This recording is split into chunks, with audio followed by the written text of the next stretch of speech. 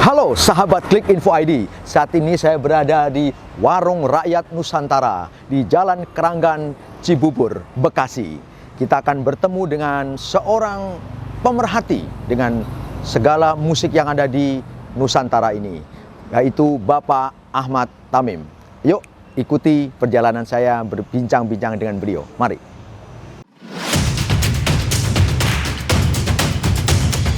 Halo sahabat Klik Info ID, saat ini kembali di dalam bincang-bincang santai atau bisan. Saat ini saya bersama dengan seorang pemerhati lagu-lagu nasional. Siapa dia kalau bukan Bapak Ahmad Tamim Mustafa, tapi biasa dipanggil dengan Bapak Tamim. Ya, apa kabar Pak Tamim? Alhamdulillah, ya. Baik. Selama pandemi ini apa Pak yang Bapak berkegiatan apa nih kemarin? Cukup menyita waktu ya Pak ya? Ya, memang ya di luar dari kerjaan saya di kantor ya, saya lebih banyak ya berhubungan dengan terutama para penyanyi, musisi dan segala macam untuk bisa ya menampung keluhan-keluhan mereka yang selama ini mungkin tidak ada kegiatan ya. Ya. Pak Tamim selama ini cukup dekat dengan artis-artis penyanyi Indonesia, dengan kondisi yang kemarin ya cukup membuat menyita mereka tidak bisa berkarya juga bereksistensi ya. Tapi bersama dengan Pak Tamim mereka ibaratnya Pak Tamim memberikan kekuatan ya untuk terus bisa eksis gitu ya. Nah Pak menyoroti dengan lagu-lagu nasional ya. Kalau Bapak melihat ya, saya paham sekali Bapak mesti memerhatikan lagu-lagu perjalanan lagu nasional. Apa Pak bedanya Pak untuk lagu-lagu yang lama ya dengan lagu-lagu yang sekarang nih, apa yang membedakan dari sisi lagu dulu nih Pak? Apa nih Pak kalau Bapak lihat? Ya kalau dari sisi lagu ya, terutama para pencipta itu dulu ya mungkin lebih banyak dengan hati ya menciptakan lagu sehingga punya long term lah, masa edar cukup lama karena ya apa yang dia ciptakan itu benar-benar berawal dari mungkin perjalanan pengalaman hidup yang benar-benar pure dari hati sehingga bisa memberikan kesan yang mendalam. Setiap lagu yang diciptakan itu tidak hanya sekali langsung hilang, tapi sampai sekian lama masih bisa enak dinikmati. Bahkan sampai sekarang lagu lama masih di-recycle lagi. Ya, nah, sedangkan kalau lagu-lagu era-era sekarang nih Pak, 10-20 tahun yang sebelum inilah, itu bagaimana menurut pandangan Pak Tamim sendiri? Ya kalau lagu sekarang ini rata-rata kan instan ya, tidak memberikan sesuatu yang bisa nyampe di sini, tapi hanya sekedar menuruti selera pasar, sehingga lebih diatur oleh selera pasar yang tidak berdasarkan apa yang akan diciptakan mau laku atau enggak, tapi justru bagaimana supaya lagunya laku sehingga hanya mengikuti itu aja. Makanya masa edarnya tidak pernah lama, sekali atau udah hilang gitu. Ya. Kalau dilihat dari sisi artisnya sendiri Pak, Bapak kan udah kenal lama dengan artis-artis yang lama ya, tahun 80-an, 90-an. Nah, kalau dibanding dengan artis sekarang nih Pak? Ya memang jauh ya, sekarang hanya lewat YouTube tahu-tahu terkenal, tapi habis itu cepat hilang juga. Kalau dulu kan dari benar-benar merangkak dari bawah, dari panggung ke panggung dan mungkin dibayar cuma berapa ribu perak mereka, sehingga tempaan-tempaan ini memberikan mereka tuh sesuatu yang benar-benar bisa dirasakan hasilnya dari sisi lagu maupun dari sisi kepribadian seorang penyanyi itu. Ya sekarang ini rata-rata hanya ikut audisi dalam waktu berapa minggu, berapa bulan langsung juara nanti habis itu hilang. Kita nggak pernah tahu ini siapa. Kalau yang dulu semua orang paham. Si A, si B, si J sampai sekarang, oh ini si ini bawaan lagunya yang terkenal ini, si ini bawaan lagunya terkenal ini. Benar-benar ya dianukan dari hati ya, dan perjuangan yang mungkin tidak mudah yang bisa dia bisa mendapatkan itu melalui berbagai macam lah. Dari zaman dulu sebetulnya sudah ada kompetisi, ada audisi Pak ya. Dulu cipta lagu radio kalau nggak salah ya itu ya. Sekarang pun juga ada ya Pak ya. Yang membedakan kalau dulu apa, sekarang apa Pak? Mereka yang lahir dari dari audisi-audisi ini apa Pak? Kalau dulu ya kita pernah mendengar lomba cipta lagu Prambors, ya LCR segala macam. Itu betul-betul karya cipta yang luar biasa. Mereka berasal dari ya katakanlah musisi yang punya latar belakang akademisi ya. Ada dari UI, ada dari mana-mana sehingga melahirkan suatu lagu yang benar-benar mempunyai jiwa. Yang sekarang ini rata-rata ya memang seperti kalau audisi dapat dikatakan yang paling rajin, mohon maaf kalau kita bisa menyebut TV Indosiar ya. Itu baru seminggu selesai ada lagi audisi apa. Yang kadang heran kita bisa ngeliat jurinya kadang ya kualitasnya mohon maaf aja. Mereka lahir juga dari audisi tahu-tahu jadi juri kayak begitu. Itu sebetulnya dari basicnya kan sebetulnya nggak mumpuni. Tapi karena memang tuntutan dari mungkin manajemen yang untuk menampilkan si A, si B, si C-nya diatur oleh itulah. Sehingga yang dihasilkan ya rata-rata ya sebatas audisi itu. Betul. Tidak bisa lama di atas kepopularitasnya. Nanti ganti audisi apa lagi, mereka udah dilupakan, udah hilang. Yang cuman yang sekarang kadang terlalu banyak tuntutan dari mungkin seperti kayak stasiun televisi itu memberikan ya ada aja yang dipertandingkan itu. Dulu Pantura lah, ada Koplo lah, ada macam-macam, tinggal ganti judul-judulnya aja. Orangnya ya itu aja nanti ya. Yang peserta audisinya ya dia dapat dikatakan ya itu tadi instan ya begitu ternyata nggak lama terusan itu. Dan yang lagi mereka ngikutin yang zaman dulu yang menampilkan artis yang kalau nggak dibayar sekian nggak mau. Yang sekarang juga gitu kadang baru lahir dari audisi mintanya kalau nggak ya mana apa ada si ada cita-cita lah ada si ini enggak, saya kalau nggak dibayar sekian ratus juta saya nggak mau nih. Jadi bagi saya nih ya ironi dia dilahirkan dalam suatu kompetisi yang cuma berapa minggu berapa bulan tahu-tahu langsung tak. Nah, kalau bagi saya itu kurang pas karena apapun namanya itu bukan lahir dari dirinya sendiri tapi anugerah dari Allah yang tidak bisa dipakai label sekian kan. Kalau saya nggak setuju banget. Suatu saat nanti dia akan merasakan pada saat nggak dipakai, pada saat dia nggak dibutuhkan. Mungkin orang sekarang bilang bodinya sudah nggak bagus, ini sudah nikah lagi. Bahkan mereka kadang ada perjanjian selama sekian tahun nggak boleh nikah, bahkan nikah aja diabaikan walaupun sebetulnya dia sudah status istrinya orang. Dia merasa enggak, saya nggak nikah, padahal sudah, hanya karena menjaga popularitasnya. Ini kan bagi saya sudah melenceng. Jadi apapun anugerah Tuhan itu disyukuri, bukan seperti itu. Dilabeli saya harus dibayarkan, kalau nggak sekarang nanti suatu saat dia akan merasakan.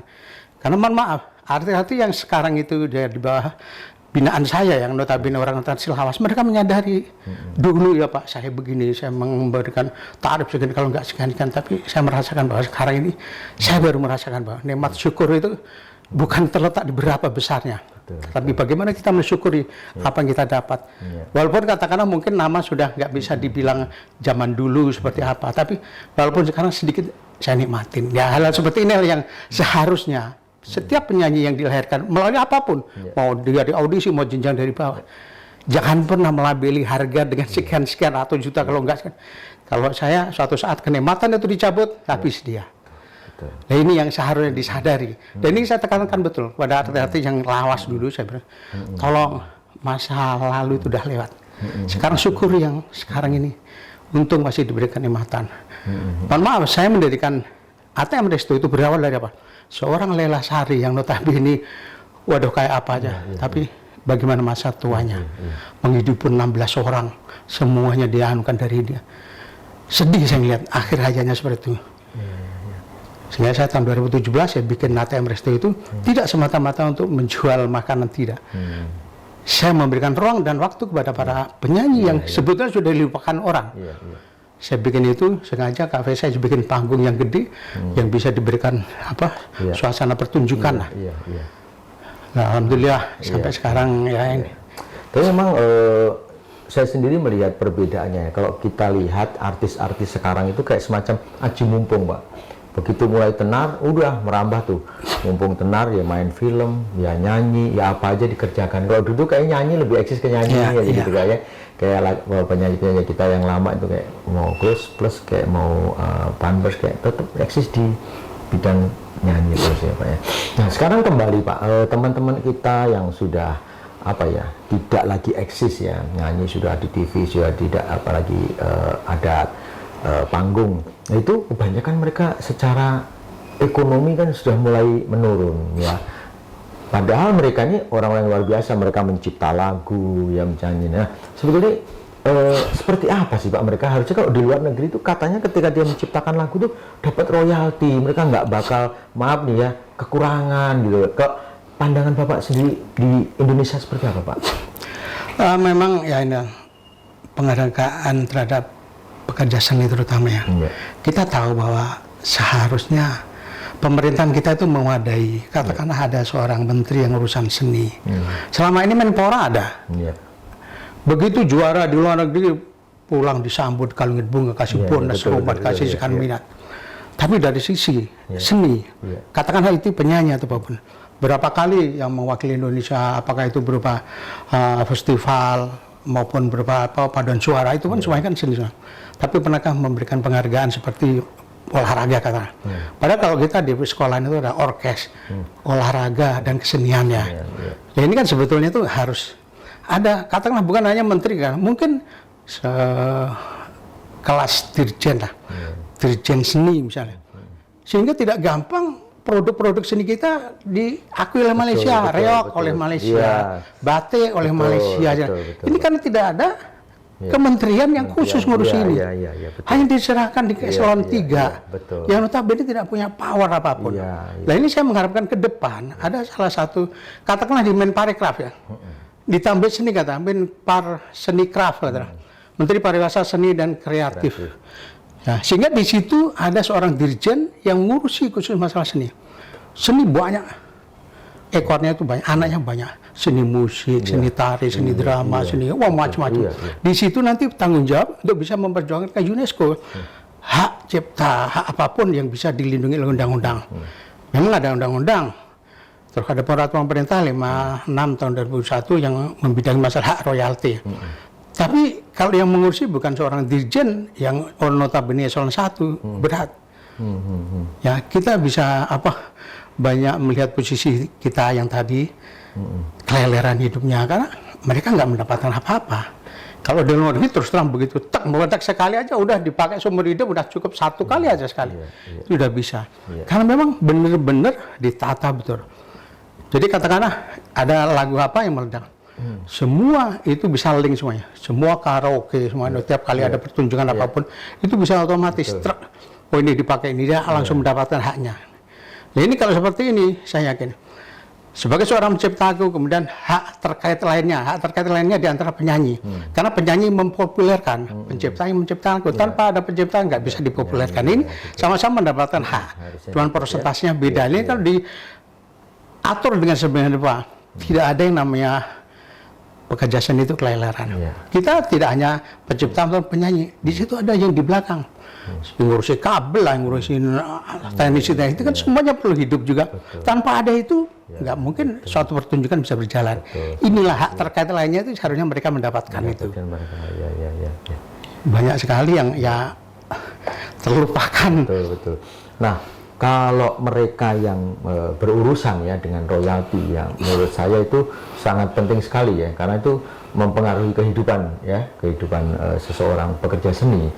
Itu ada di bawah siapa? Maksudnya lebih sekarang ini ya Pak ya, itu diurus oleh Menkumham atau di Parekraf atau di mana? Artinya biar terkontrol. Kalau hanya lembaga-lembaga aja kayaknya nggak ada yang mengontrol kegiatan mereka. Memang selama ini gini banyak sekali perkumpulan-perkumpulan mengajukan pengabsahan diri kepada Menkumham. Terus kemudian di ACC terus mereka bergerak mengatur hak masing-masing. Sehingga tidak ada, saya pernah menyampaikan beberapa teman-teman yang datang ke tempat saya, tolong siapa yang berani menghadap ke Sandiaga Uno, sampaikan tentang apa yang dialami para pekerja seni, terutama selama masa pandemi ini. Mereka kayak apa? Pernahkah ada yang memikirkan itu? Yang bisa mendapatkan kerja, segala macam, itu kan tidak ada musisi. Orang-orang itu, tapi justru yang paling parah kena dampak itu sebetulnya kalau dilihat musisi. Betul. Semua panggung hiburan tiarap semua. Baik on air, off air, segala macam, tidak ada yang bisa dimanfaatkan oleh para penyanyi maupun misalnya mereka nggak bisa ngapa-ngapain. Tapi dia nggak kesentuh oleh tadi bantuan pemerintah itu. Apakah prakerja, kartu apa itu namanya yang dibagi-bagi, para musisi nggak pernah mendapatkannya. Nah ini sampaikan kepada Sandiaga Uno, tolong usulkan harus ada seorang dirjen yang ngurusin tentang masalah seni. Betul. Nah, di situ nanti bisa mendapatkan penghargaan yang selama ini mungkin kalau dari sisi olahraga sudah Menpora. Kenapa seni nggak dimasukkan di Parekraf? Karena itu termasuk usaha kreatif. Nah itu kalau salah satu dirjen yang membidangi tentang seni, wah itu sejahtera. Iya. Ini paling tidak semoga bisa didengar oleh kementerian ya. Artinya mulai memikirkan hal itu ya Pak ya. Karena kedepannya memang seni itu tidak bisa dianggap remeh. Bahwa itu banyak juga utusan-utusan dari Indonesia yang mengharumkan nama bangsa di luar negeri. Nah sekarang Bapak begitu concern dengan menyanyi, artis itu Pak, dengan lagu-lagu mereka. Nah apa nih Pak kedepannya nih Pak? Artinya begini Pak, antara penyanyi lama, penyanyi baru, mereka pun bisa saling menghargai. Kadang-kadang penyanyi baru tuh kalau ditanya penyanyi lama nggak ada yang kenal. Karena memang apa ya, tidak ada kesinambungan artinya gitu ya. Nah itu apa nih Bapak punya usulan apa nih untuk ke depan biar mereka apakah dijadikan satu panggung umpamanya kan, artis baru, artis lama. Jadi mereka nanti oh ini mereka harus menghormati para apa ya, boleh dibilang tuh senior-seniornya lah kayak gitu. Apa Pak masukan buat? Memang benar. Beberapa artis, saat lalu seorang Melly Goeslaw pernah marah-marah tentang masalah artis sekarang nggak punya etika, nggak menghargai para seniornya. Ini yaitu tadi ya. Belum apa-apa mereka udah sombong merasa dari hasil audisi dan jadi juara aja, nggak pernah mau tahu tentang dunia lama. Katakanlah artis lama itu nggak pernah mau tahu. Bahkan kadang nggak kenal ini siapa ya. Nah ini bagi saya merupakan suatu kesalahan dari para ya katakanlah yang mengeluarkan itu ya, terlepas dari apa yang jadi judge, yang jadi juri pada saat itu seharusnya memberikan kesempatan kepada artis lama untuk ikut hadir entah sebagai bintang tamu atau apa, sehingga dengan inilah ini dulu ini zaman dulu tahun sekian dia terkenal dengan lagu ini, sehingga artis sekarang ini bisa oh si ini ya, wah saya belum lahir pada saat itu, tapi paling tidak tahu. Dengan begitu mereka punya apa namanya rasa gitu, aduh saya nggak enak juga ya. Makanya yang saya bilang tadi, Melly Goeslaw pernah dicuekin kayak ini, seolah nggak dikenal, nggak dianu. Lah ini juga itu tadi kesalahan dari para senior-senior yang katakan jadi juri apa. Mereka harus punya agenda untuk bisa mempertemukan mereka dalam satu panggung. Nah selama ini nggak pernah ada seperti itu ya. Jadi ya mereka merasa seolah besar dengan sendirinya. Padahal ada senior-senior yang jauh lebih hebat, lebih anu, kadang sampai kenal aja nggak. Saya salut dengan Melly Goeslaw langsung berani negur kayak begitu. Nah ini tentunya harus diikuti yang lain dan harus diagendakan. Tanpa itu mungkin ya artis-artis yang baru ini ya petentang-petentang yang seolah-olah dia lahir dengan sendirinya. Mereka tidak pernah mau tahu dengan senior-senior yang sudah sekian puluh tahun yang namanya mungkin ya dia belum pernah ada, belum lahir, belum apa, tapi tidak harus demikian. Mereka harus tahu si ini siapa sih ini. Kalau kenal aja enggak ya, waduh berat itu. Ya, semoga nanti kita bisa buatkan ya. Mungkin Pak Tamim inisiasi membuat satu panggung ya, penyanyi lama ya dengan penyanyi baru, mereka saling menyanyikan ya. Siapa tahu jadi semakin mengenal mereka Pak. Nah terakhir Pak, apa nih Pak pesan-pesan Bapak buat boleh artis lama, boleh artis baru, boleh pencipta lama, pencipta baru, biar mereka pun juga artinya apa ya, saling menghormati, menghargai, dan mereka juga apa punya kepedulian ya terhadap satu dan yang lain. Boleh disampaikan Pak di Klip Info. Baik, jadi melihat sejarah para musisi-musisi yang di akhir masa tuanya itu dapat dikatakan kurang beruntung ya, bahkan kalau kasarannya semacam keleleran lah. Ya, saya berharap siapapun ya, mau artis lama artis baru, tolong dalam hal masalah memanage ya. Ya mohon maaf, Deddy Dores itu sampai meninggal sama saya itu ya mohon maaf, dulu mungkin namanya luar biasa. Iya, sangat dikenal. Sampai ya orang siapa yang nggak tahu dulu meneruskan, tapi pada saat akhir-akhir sama saya berapa tahun itu mohon maaf ya, sampai dia nggak punya apa-apa segala macam, dia apa sampai ya kasarannya nyenyer sama saya sampai akhirnya Mas pokoknya saya disuruh nyanyi di mana aja saya siap, tapi tolong saya dibantu. Ya, sampai mau menyalurkan waktu itu Bupati Garut. Itu mohon maaf itu dulu modal dari saya, ibaratnya sampai sekarang pun kalau ditagih orangnya masih ada ya, tapi kan beliau sudah nggak ada. Satu contoh seperti itu.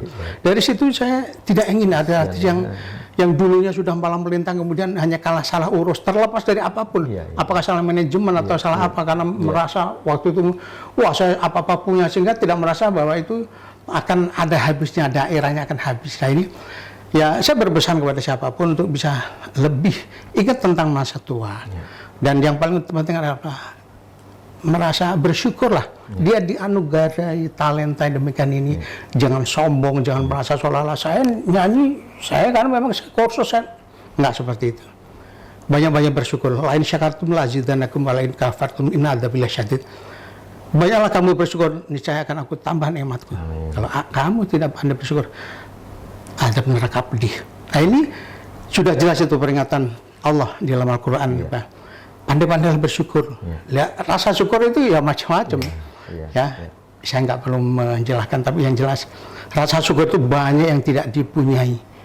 Kalau sudah merasa di atas, sudah seolah-olah saya, ini dunia saya, seolah saya mau apa aja urusan saya. Tidak seperti itu. Nanti menyesal di belakangnya. Begitu sudah mulai nggak laku, orang sudah nggak mempedulikan, apalagi pernah punya statement yang kurang bagus, akhirnya orang nggak mau lagi manggil dia. Dia baru merasa bahwa oh iya ya, lah ini jangan sampai terjadi. Ya mudah-mudahan ya semua yang mereka punya talenta yang dimiliki itu benar-benar diyakini bahwa itu adalah pemberian dari Allah, bukan karena dia, tapi karena Allah memberikan talenta yang demikian. Jangan sampai nanti dikufuri, jangan sampai diingkari bahwa itu pemberian.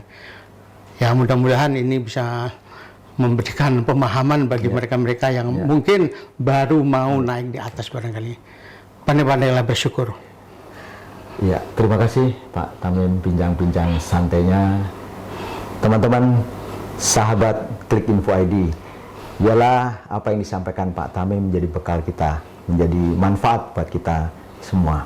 Terima kasih Pak Tamim. Sama-sama. Sampai jumpa sahabat Klik Info ID.